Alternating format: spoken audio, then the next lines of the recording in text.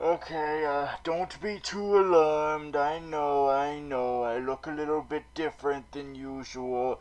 I've gone through a little bit of an experience this past week, as you can see by my face, or at least what little you can see of my face, but you can tell, yeah, I went through a couple of things this week. It was a little bit traumatic, but I'm okay. I'm recovering.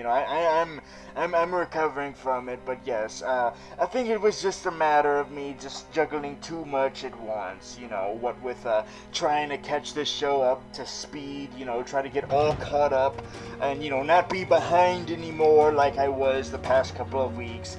But at the same time, doing that with another project that I was trying to do, and that project was really, really huge, several years in the making, and was exploded in my face all at once.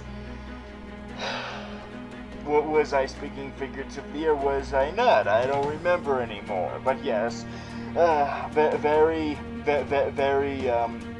frustrating, and and so this literally adds injury to insult with this, with what I've got going on my face right now, and it's I'm trying to, it's a recovery process. You know how it goes. So yes, hopefully I'll recover soon. I know you can't tell, but yeah, my legs also fucked up real bad too. Yeah, all this stuff going on at once. But alas, the show must go on. Okay, the show must go on, because this is the Super Vlillain vlogs. Oh, it hurts. Oh, I need to be a little bit more gentle with myself. Okay, I can't stretch anything too hard right now. I need to be gentle right now, and I need to take it easy. Okay, so yes, let's just try to ease back into this process. But I have to, all the stuff that I haven't talked about yet. But that's okay. The show must go on. The show must go on. All right. Of course, as always, we will talk about Gotham first. So last episode we got this big epic setup where Penguin was about to be like, no more Mr. Nice Guy. I'm going to show Galavan what's up. I'm going to rescue my mother, and I'm going to, I'm going to beat his friggin' ass. So he and Mr. Mallet Hand Butch go over to Galavan, and they've had enough. Enough! I said enough! Galavan, you frickin' asshole, stealing my mother. So they rescue Penguin's mother, and Penguin is like, yes, finally I rescued my mama, and she's dead. Yeah, she's immediately dead. No! Oh, it's such a nice, timid little old lady. Oh, such a nice little old timid lady. She was so lovely when she was here at the studio. Although that might have been just Penguin in drag. But still, she was so lovely nonetheless, and now she's dead. And apparently she didn't mind that Penguin was a vicious, villainous psychopath. That's so... That's so touching. This is way more touching than the mother death scene in Flash. Actually, no, it's not. But still, it's more touching because she's on the same side as me. So Penguin's mother somberly dies. And Penguin is like, what the fuck? Mr. Galavan, how the fuck could you do that? You killed my mommy. I love my mommy. I love my mommy. So of course, big surprise, it turns out Butch has been cured. I called it. I called it. He shoots Penguin's other foes, and Penguin's like, oh shit, I'm on my own. So of course, Penguin does what Penguin is, and he jumps out of a freaking window, and now he's on the run. He's going renegade. He's running away. Oh, what a horrible fall from grace Penguin has suffered in this episode. He is like Caesar. He's like King Caesar. He once had it all. He had the riches and all the power, control over everything. But then came Big Bad Galavan over here to take everything from Penguin. His mama, his henchmen, his dignity, although I don't think he had that much dignity to begin with, but still, he took that all away from him, and now he has nothing. He's nothing. It's back to square one for Penguin, although not completely square one, because at least when he was when he started out, he didn't have every single freaking policeman and gangster against him, every single cop and robber against him. Now he has all that, so it isn't square one. In fact, it's even worse than square one, because not only does he no longer have any power anymore, but also everyone wants to kill him from both sides. Oh God, no, don't kill him. Don't kill the Penguin. Don't do it, okay? Alright, don't do it. I mean, I know people like to say that, they want this show to go, do different things, and I'm like, oh, well, if you want to do that, then just kill little baby Bruce Wayne. There you go. Don't kill Penguin off. No, he must survive. He has a destiny to be one of the most prominent Batman characters ever. You can't just kill him like that. No, he needs to survive. So yes, now, of course, if Penguin's gonna do that, he's gonna have to play dirty, although he already is dirty, both figuratively and literally. What I mean is he's gonna have to kill Galavan. He's gonna have to do it. No, I don't mind, because, Galavan is just supposed to be one of those characters, designed to be just the villain of the season, like Fish Mooney. And hey, you killed her, Penguin, although that still remains to be seen, but yes, you can do it again. And so, yes, and the place he's going to do that is at this important party that Galavan's got going on. This important, prestigious party, celebrating his run for mayor of Gotham, because he's got that other mayor who voiced the pink elephant guy from Inside Out, somewhere hidden. Somewhere out there, but anyway, yes. So what is Penguin gonna do about this? What is his glorious plan he's got for himself so he can finally assassinate Theo Galavan? Oh, he just hires a bunch of Penguin cosplayers to do it for him. That makes sense, they're disposable, and there's a whole lot of them. There's a whole lot of Penguin cosplayers now, all amongst the cons, dressed up as this version of Penguin, being all like, oh, we like the show because we want to be ironic. And so, yes, so they all get killed, or maybe some of them survive, but the point is, yes, I wonder if this is the closest thing we're ever going to get to that scene from the climax of Batman Returns, where he's got his army of literal penguins, like actual penguins with dynamite put on them, and little jetpacks, and little flying penguins, and little penguins starting all chaos and whatnot. Like, I wonder if that's the closest thing we'll ever get here to seeing that is another army of penguins, but instead of literal penguins, it's just these guys. I mean, maybe it would be better if we had like a narration, but narration by Morgan Freeman. But one can dream, I guess. So anyway, yes. But that was all just a distraction for Penguin's real assassination of Galavan, until stupid Jim Gordon had to go and ruin it by protecting him. But that's okay, because apparently the reason why Gordon is protecting him is not because he thinks, Galavan is all goody good McGood. It's actually because apparently Jim Gordon knows that Galavan is corrupted. Oh, you've been found out, Galavan. Oh, Now, you might think that, I want to root for Galavan, and, I want him to, succeed and whatnot, and I'm sad that, he's been found out by, Jim Gordon. But, however, keep in mind that, I'm pushing for the little guys here. I'm pushing for the little guys, and Galavan's got it going on right now. He doesn't need my support, we know he's gonna, fall eventually anyway, and, plus he's made up, so, it doesn't matter what happens to him. What matters is what happens to Penguin.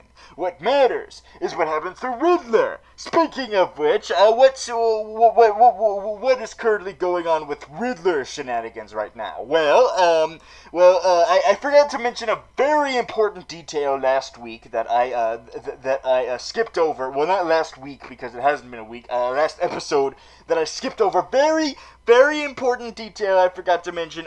He kills his girlfriend. Yes, he kills Christina Kringle.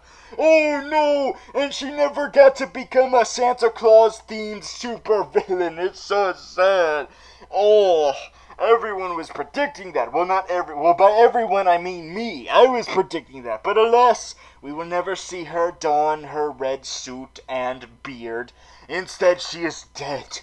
And so this episode is about Edward Nygma dealing with his split personality again. Wait a minute, what? You still have that? Why are you stealing this shit from Harvey Dent? That's supposed to be Harvey Dent's thing.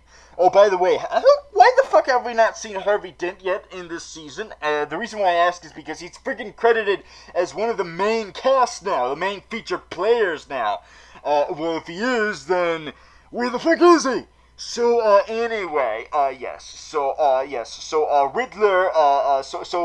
Edward Nygma's, other half to him, even though that's stupid, his other half is the one who hid the body, and, so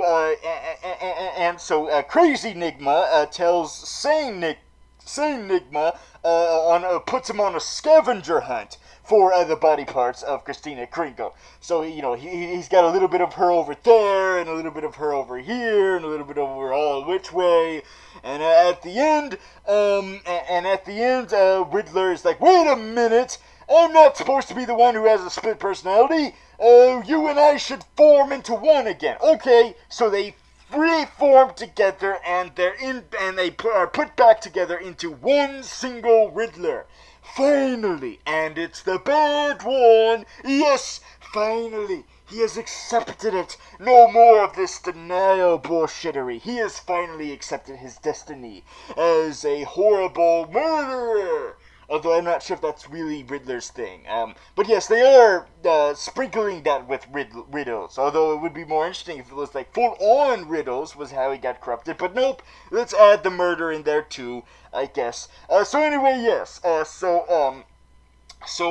I know I forgot. I know I got off the tracks a little bit in talking about Penguin's assassination of Galavan, and I left you all a bit on a cliffhanger a few minutes ago. So let's resolve that by saying, he gets interrupted. He gets interrupted. Oh, dang it. Well, to be fair, if he did that, the season would probably be over, since, Galavan is practically our whole catalyst for this season. So yeah, so Penguin pimps away in his pimp mobile. He's like, peace out, bitches.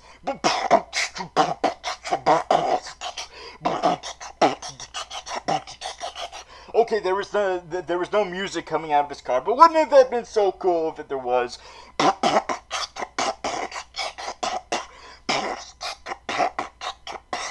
I cannot beat backs. But anyway, yes. So that was Gotham.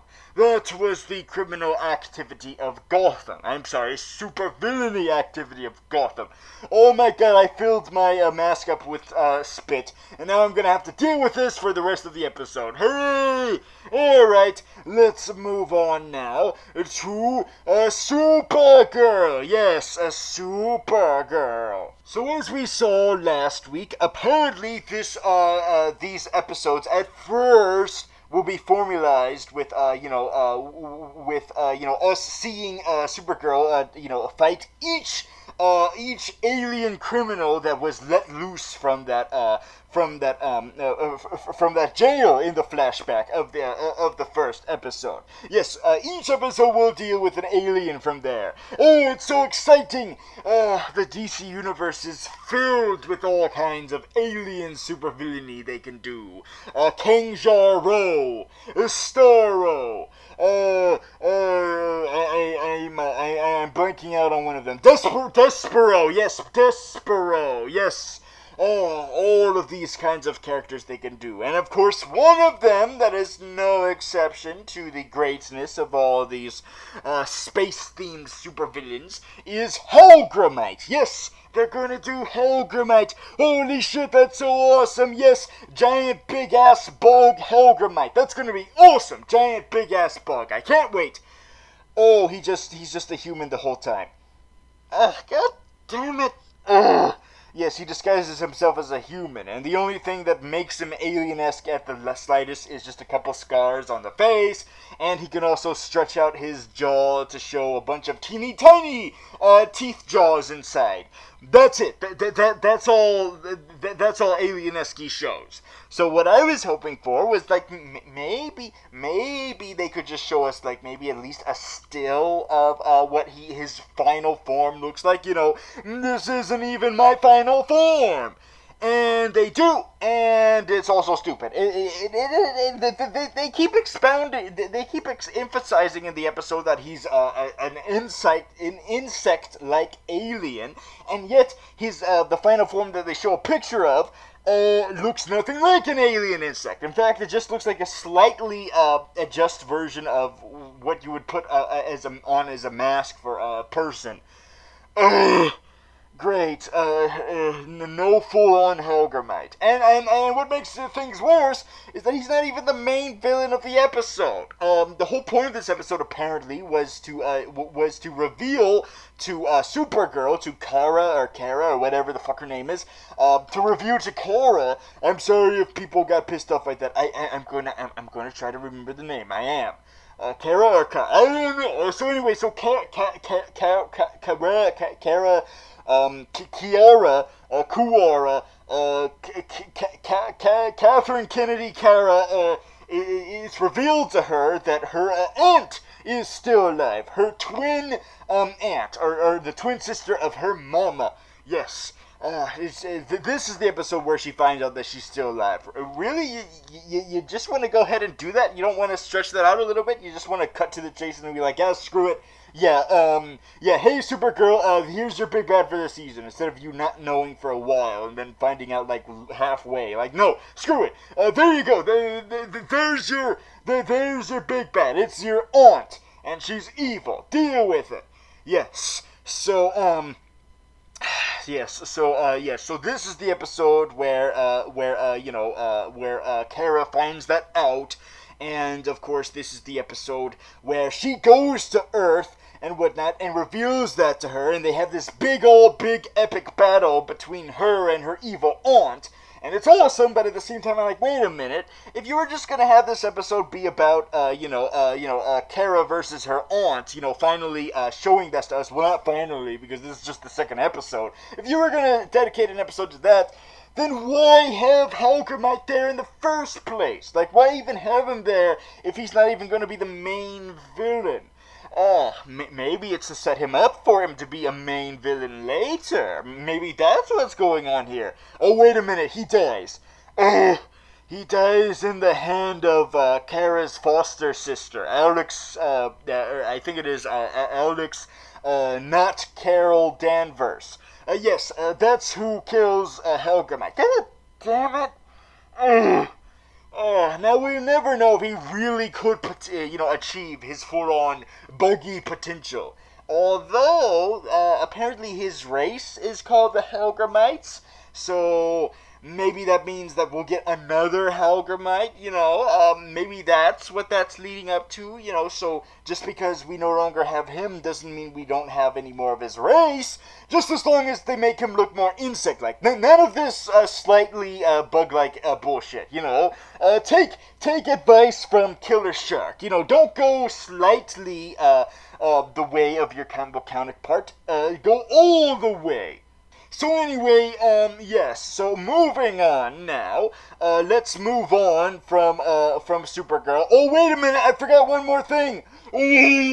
Hank Henshaw, he really is evil, because his eyes glow at the beginning of the episode. Or the ending of the episode, his eyes glow red. Oh, wait, what does that mean? What does that entail? Does that mean that he already became Cyborg Superman? Because he's not a white guy. Or maybe the twist is that Superman turned out to be black the whole time. But yes, I don't know what's going on with that. Is he already a cyborg? Did that already happen? I thought that we were leading up to that, but apparently no. Apparently that already happened. So we'll see what that is leading up to, maybe. But anyway, yes. And another thing I forgot is that apparently, once again, we've got another surprise, bigger bad. Like at first we thought, when last episode when we saw Zartox talking to the bad guy from the first Iron Man movie, we thought, oh, that's the secret bad guy. But then that guy was turned out to be working for the evil aunt. So we were like, oh, that's the secret bad guy. The evil aunt is. But no, apparently she's working for someone too. Make up your mind. Who is the be all end all? Don't just keep leading it up. Don't just keep going up like, oh, is that person going to work for someone too? No, no, this better be it. This better be the be-all, end-all, okay? Alright. I guess it's Norn, since, gotta replace the bigger characters with the smaller characters. Well, not literally, but figuratively. So, I'm guessing it's Norn, since he's been all confirmed and whatnot. Yay, Norn! Maybe he'll actually speak this time. Now that we've heard his voice, instead of just going all... just like every weekend of my house. So anyway, let's move on now to Agents of S.H.I.E.L.D. Yes, Agents of S.H.I.E.L.D., where we finally found out who the big porcupine is. Yes, we finally found out who Lash is. Yes, finally. Oh... And, it's not a disappointment, necessarily. It's just a sort of like a, oh, really? Oh, you decided to do that? That's not fair. Yes, because the episode that first brought up this idea that Lash was a pre-established character we've already seen, and we just have to find out who that is. When we found that out, when that idea was brought up, it was in the same episode where the guy who turns out to be Lash died. Yes. And who is it? Well, first I must say that, hey, that was a horrible bait and switch you did right there. You made us not expect it was him because there was no way of thinking it was him, because we thought for sure he was dead, that he was killed by Baron von Strucker, or Jr., Baron von Strucker Jr., Warner von Strucker, little old chap. But yes, but instead, what happened was that apparently, they did that on purpose to be like, you'll never guess who it is because we killed this character to make you think it's not him. Surprise! It is! And to be fair, we still didn't know exactly who Lash was, even if it was revealed that, that this character that I'm talking about, that I keep hyping up but never actually say, survived. And the character I'm talking about is May's ex-husband, the therapy dude, who no one remembers the name of, not even me. But yes, but the therapy dude, I'll just call him therapy dude. So the therapy dude is, he is the one who has finally been revealed to be on our side the whole time. Oh, that is so fantastic. At first, I just didn't give two shits about this guy. Because, I just thought, oh, another one of those generic characters just added there for background for one of our other characters, whatever. But no, he had more potential in him than I realized. He was our super villain for the season, a big, be-all-end-all bad, big bad. Now that I realize that, I'm happy. I'm like, yes, I'm pleasantly surprised. I mean, I still feel a little bit, deceived a little bit, manipulated. How could you do that to me? Well, then again, I am a supervillain, so, par for the course. But anyway, yes. So he is our Lash, and he is finally revealed to us. But at what cost? Because poor little old Warner, the little old chap, he passed away. He passed away. Something happened to him. He had so much potential. I mean, he was going to follow his father's footsteps. But look where it took him. Exactly like his father. He's dead too. So it's ironic. So it was promised that he would follow his footsteps, but what's ironic is that it was in the way that we did not realize. Yes, instead of following the footsteps in becoming a huge, well-known, notorious supervillain, he instead follows his father's footsteps in that he dies with his character being completely wasted. Oh, man. Yes, he dies in the hands of May.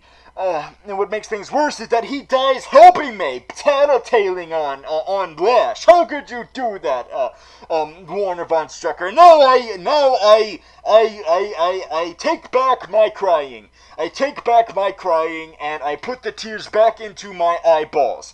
Ow, God, ow, it hurts, especially with my recent injury. Ow, never mind. But anyway, yes, but also, we're getting a little bit, closer and closer to the possibility that whatever the hell her name is now, I don't even remember anymore, what was it? I don't know. The lady that Coulson is probably going to, eventually do the deed with. That lady, the one that he keeps being like, hey there, how you doing? Yes, her. I forget her name at the moment. I mean, usually that's right, Rosalind Pierce or Price or whatever the hell. Rosalind Price, I think. Yes, Rosalind. So yes, we got a little bit of more hints that at the possibility of her indeed being a villain, as I've hoped.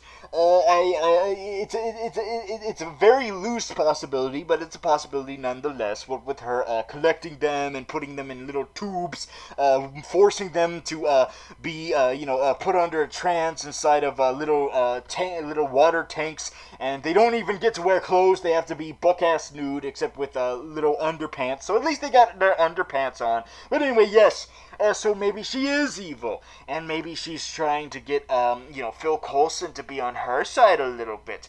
But then she's being all like, I have a relatable background as to why I do this. I'm doing this because my husband died of a disease, and I think this is a disease. And I'm like, that makes me lose hope again that she's an actual villain. Nope, she's still potentially a good guy. Ugh. Maybe Banks is a bad guy. Maybe he's the one who goes against Rosalind. Is like and is all like, I'm going to take over this organization that I keep forgetting the name of, ABCDEFG. Yes, I'm going to take over ABCDEFG, and I'm going to make it be full on evil. Too bad he gets his ass kicked in this episode. So maybe not. We'll see with him. We'll see with Banks. Whoever the hell that guy is, yes. So we'll see right there. Also, Powers Booth is in this episode. Yay, Powers Booth. he is no stranger to supervillainy, and what's interesting is that Powers Booth has already been in an MCU, been in the MCU. He played one of the one of those big council executives, one of those big council members in the first Avengers movie. He was up there, as one of the council heads. So apparently he was Hydra the whole time because he's in cahoots with Ward, and he apparently might be the one who beat the shit out of Warner von Strucker, thus putting him close to death. So hooray! He might be a villain too, after all. Oh, it makes so much sense in hindsight. Too bad, he might be a made-up character, but we'll see. We'll see about that, you know how it goes in these shows. Alright, let's move on now to the next show. And that is The Flash. Yes, The Flash. Remember the good old days when, whenever we needed a villain, we just got one that just randomly decided to start using their powers because of the particle accelerator, and, stuff like that, But now, we are getting our metahumans from alternate universes. Is it because we ran out of metahumans here from this universe? The universe we started with in The Flash? Now we have to tap into other resources because we don't have any left here? What's going on? What's happening to my country? But anyway, yes, so that is continuing this episode with Dr. Light. Oh, sweet Dr. Light is finally in this universe. I love Dr. Light. He's awesome.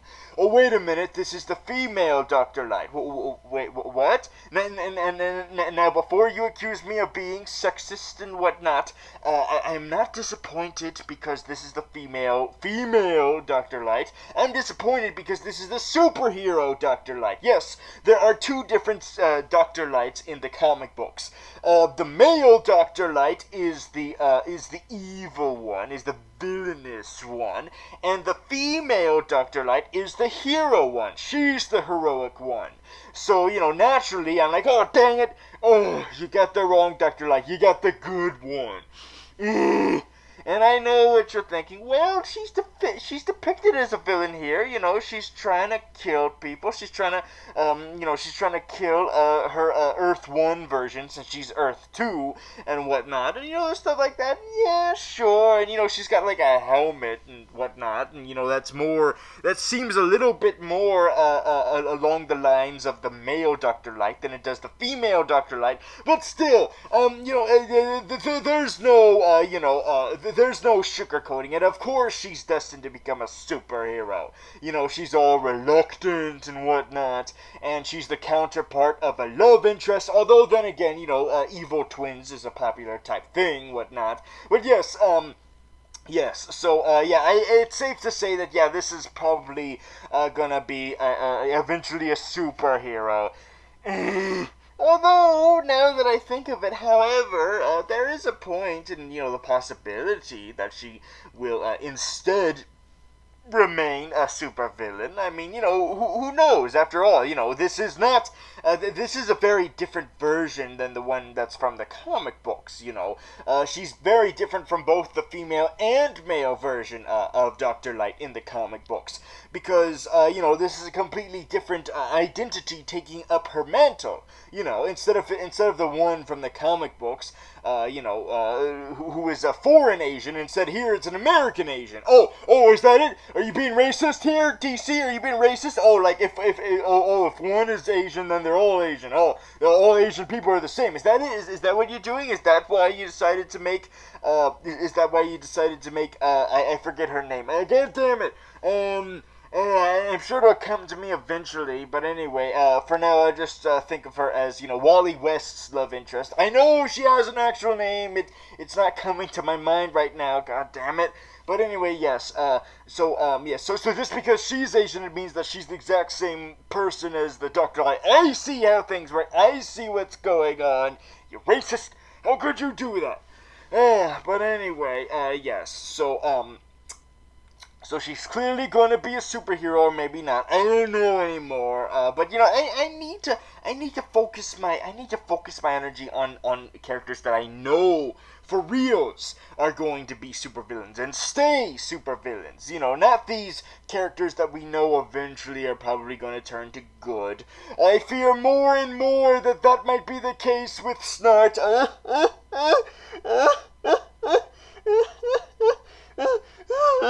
Oh, could he? But anyway, yes. So instead, let's focus over on, other villains that we know are actually villainous. And so we say goodbye to Flash and we move on over to Arrow. Because even though Damien Dark is stupid as fuck for us thinking that they could possibly use him, wait a minute, back the truck, beep, beep, beep, beep, beep. Going back to Flash for a millisecond. Oh my god. We're not completely certain about, Dr. Wells, about this Earth's version of Dr. Wells, because he's a tricky little one, isn't he? Like, he's very antagonistic towards, towards Jay Garrick, isn't he? Maybe we have a potential to see him go villainous all over again, except this time it would be Dr. Wells for reals, instead of, a fake Dr. Wells, a Eobard Thawne Dr. Wells. Because he's a dick towards Jay Garrick, and he's also got a daughter, and it's very common for supervillains to have daughters, and children and whatnot, and have issues with them, Darth Vader and Dr. Doofenshmirtz, and stuff like that. So yes, maybe there is a bit of a potential, because in this episode he decides to just willy-nilly tattletale on the rest of the crew that Cisco has vibe powers, has vibrating powers and whatnot. Oh, yes. On the downside of that happening, oh great, another superhero realizing their full potential. But at the other side of that, at the other side of this flipped coin, at least this means that, maybe that means that Dr. Wells is very conniving and very, very inconsiderate about things. So who knows about that? Yes, so, let's continue on now. Also, apparently, he's the father of Jesse Quick, which means that Papa Quick doesn't exist. Way to miss that opportunity. But anyway, yes, Dr. Wells is the father of Jesse Quick. Anyway, now we can move on over to Damien Dark on Arrow. Sorry about that, Damien Dark, but then again, I'm not sorry because, who the fuck are you? So anyway, so as stupid as Damien Dark is, he has points. He does have high points. He is doing his supervillainy really well. It's just that I wish, I just think that there's other supervillains more deserving of this position that he's in right now as the be-all end-all threat of Arrow. I just feel like there's people more worthy of it, but no, who knows? Maybe he'll come around for me. But anyway, he's not the main threat of this episode. However, no, instead the main threat is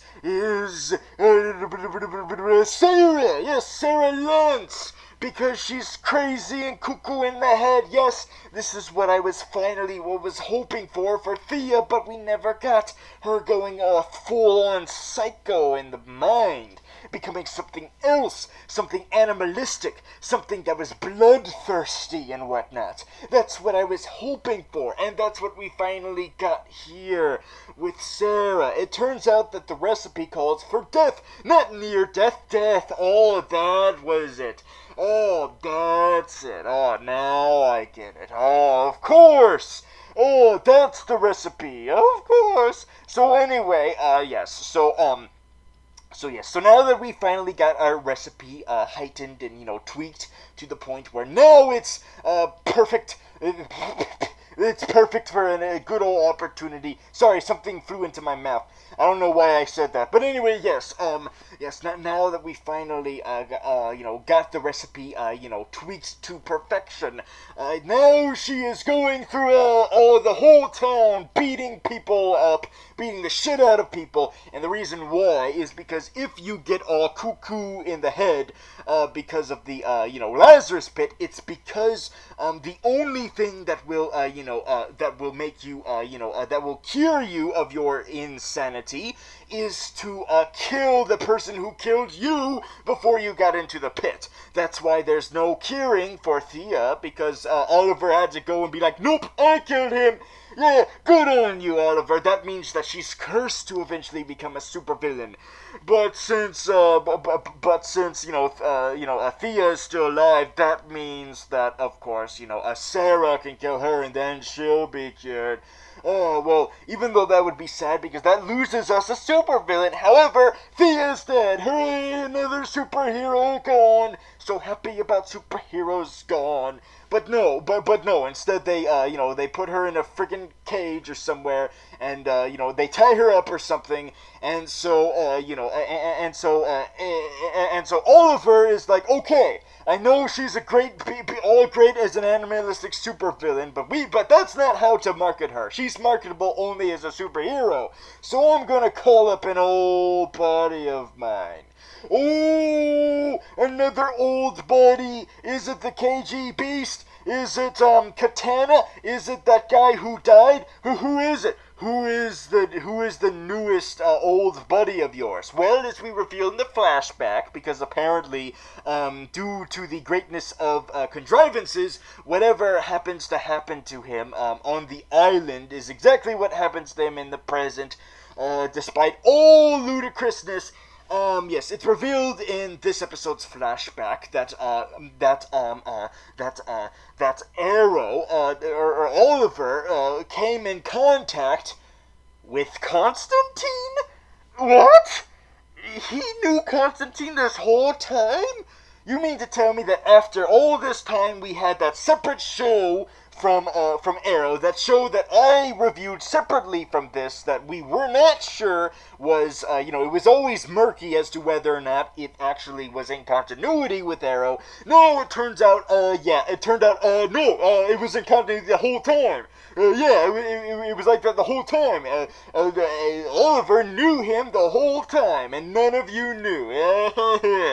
But then again, they could just make Oliver know anything the whole time, and it would be fine. Like, I'm still, as you guys know, when I was reviewing the first episode of this season, I mentioned that maybe it turns out that the island is Dinosaur Island. And it wouldn't be very much that surprising if that's actually what they went with. And it turned out that Arrow just kept that a secret the whole time. And then somehow it came into play in, the prospective season that it happens on. And then he'd be like, no, I knew about dinosaurs existing the whole time in the present. I knew about that the whole time. Yep, I knew about it, I just didn't tell you. So anyway, yes, So not only did Oliver know about John Constantine the whole time, but he also knew about magic the whole time. He's even aware of magic now. Yes, he's aware of magic. Although, you had to introduce that, that idea into this universe, some way. I mean, I know, technically we already did that with the Lazarus pit, but hey, here's another way too, with Constantine coming. So Constantine reveals to Oliver that it turns out that the Temple of Doom, was under the island the whole time. A freaking Indiana Jones set was under them the whole time, and he steals something, and then they have an Indiana Jones sequence, and then as Constantine leaves the flashback, he's like, oh, by the way, thanks, I'm gonna give you a magic tattoo to remind you, magic exists in this universe now. Hooray! Okay, bye! I'll see you whenever you decide to, reach me again, even though there's probably gonna be several times where you'll want to, reach me, and you never will, because, I won't be in continuity with this series until you need it. Okay, bye! Bye! I'm gonna drive off into the sunset. Yes, so that completes the flashback, and then we get back to the present, where Constantine immediately hastily shows up, and he's like, "Hey guys, how's it going? I'm here. I don't have enough time for a story arc, do I? Oh, I guess I'm gonna have to, hastily get this guest appearance over with. Okay, let's bring Thea back. Let's go over to the other side, and then get her, and let's do it really quickly. We're gonna try to make this seem like it's a climax, even though it's not. So I'm gonna fight some generic bad guys, and you're gonna save her from this friggin' Lazarus pit, and then we're gonna immediately come out, and she's gonna be a-okay hunky-dory, and that completes my guest appearance. Yay!" And then Constantine is like, "Okay, I'm done. Alright, see you, Era. See you next time," even though that probably will never be a next time, because according to the producers, this was a one episode only type deal. Maybe I'll be in Guillermo del Toro's Dark Justice movie. And because it's made by Guillermo del Toro, that means it'll never be made. Bye! Now, you might be wondering why I went into so much detail about Constantine's activity in this episode. Well, the reason why is because, Constantine is something that, really excited me at first, because, this was a reminder of what we used to have in this show, in this supervillain vlog show. And that was demons and ghosts, the most evil of evil type of supervillains you could ever have. But then when he was canceled, boom, we no longer had any of that. Yes, so that was just me reminiscing about that with his appearance. Too bad he couldn't have any of his supervillains accompanying him, like Papa Midnight. Where the hell was Papa Midnight during all this?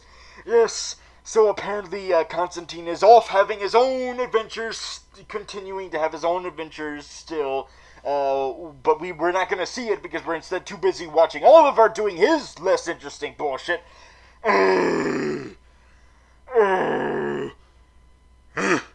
Okay, let's move on. And the show we'll move on to is Heroes. Heroes, heroes. Yes, Reborn. Yes, another episode of Heroes Reborn. And if you thought things were convoluted enough with what the big things that they dropped in the last episode, oh, you ain't seen nothing yet, because they're continuing this flashback. Yes, this time-traveling flashback will last 2 episodes. We already went through 1, so we have to get through 1 more, and then we're back to the present. Let's see what kind of meddling all hell they do. Well, this episode implies that there's going to be huge consequences for all the meddling that the horn-rimmed glasses man is doing in the past. And of course, we already see some changes happening. Erica Kravitz gets shot in the leg. Oh no, not Erica Kravitz. She was delectably evil. So no, they're killing her. No, but wait a minute. But wait, how could that be? Because she was not dead in the present. The time logic is supposed to be that all the changes they make to the past already happened in the present. At least that's what they were trying to do in these episodes. I mean, I know the laws were different in previous episodes, but I thought there was a big implication that they had a set time travel rules in this. But nope, time changes happen anyway, such as now that when they get back when the horn-rimmed glasses man gets back into the present, the Truther guy is still alive. Yay, Truther guy, he's still alive. I mean, I know he's not a villain per se, but I kind of was sad when he got the axe in the previous episode. So I'm excited that he's still alive. I'm not excited. I'm just tolerant of it. And the reason why was because in the past, when things were changed, the meddling that the horn-rimmed glasses man made it so that so that Erica Kravitz would be in the same room as the Truther guy in the past, which means that he has the chance to be negotiated by Erica Kravitz. Yes, negotiated by her to meet his sister again.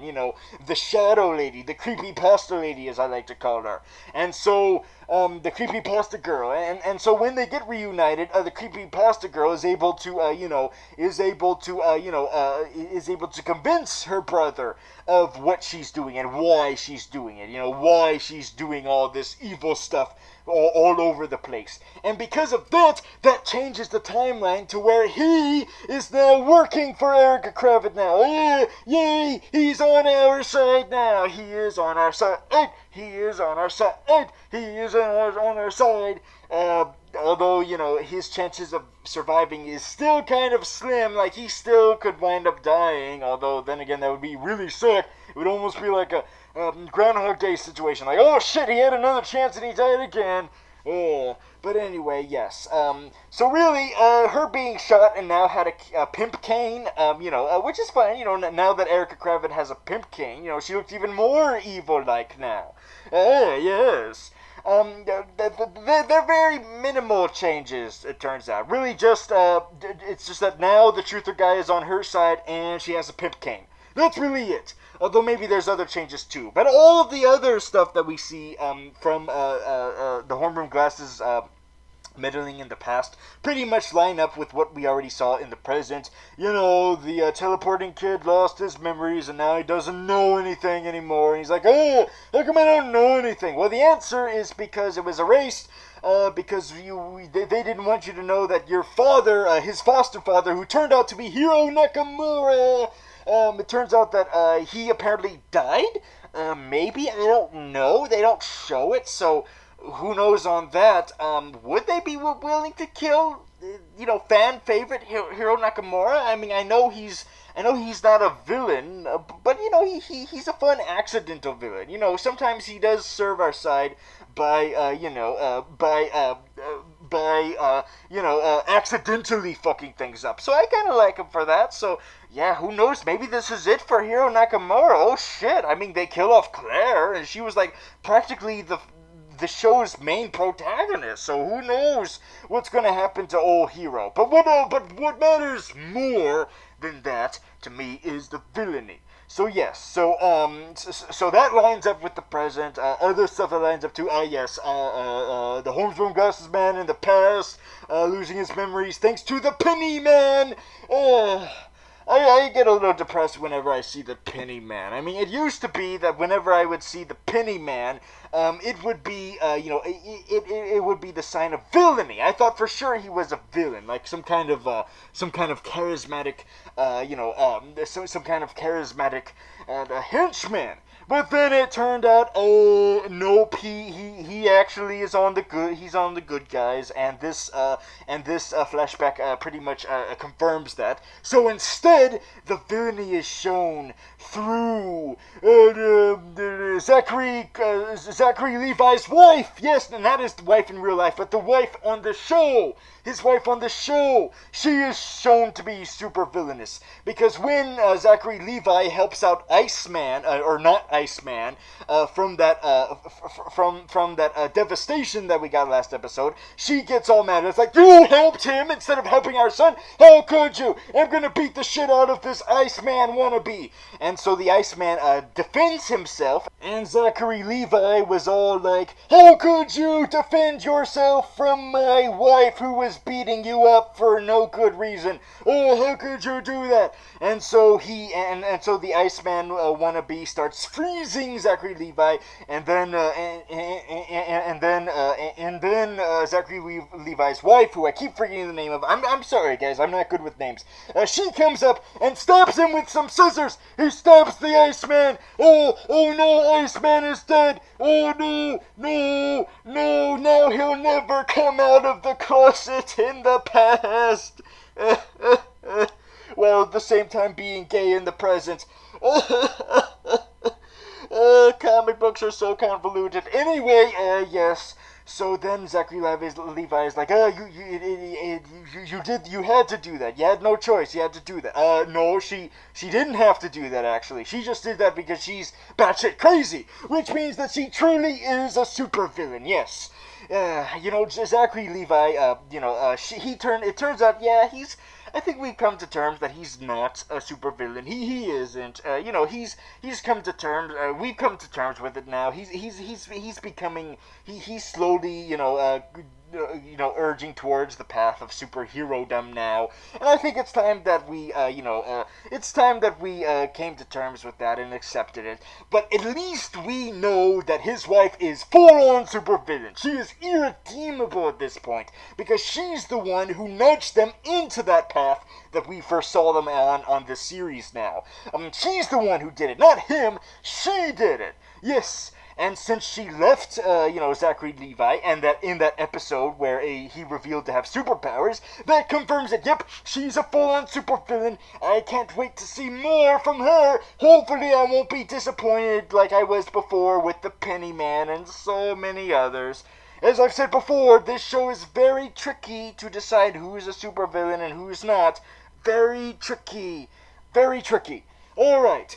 So, so now we're in the present. Horn-Rimmed Horn-Rimmed Glasses Man is now in the present, and apparently he did not bother warning the lady who can locate Evos with her mind. Apparently he did not even bother warning her that she kills herself in the future. Not even bothered warning her, or at least have a story arc where he was regretting about that. But nope, none of that. Yes, so now we're wondering what's happening to Hero. Where is he? Also, we found out the origin of the video game lady.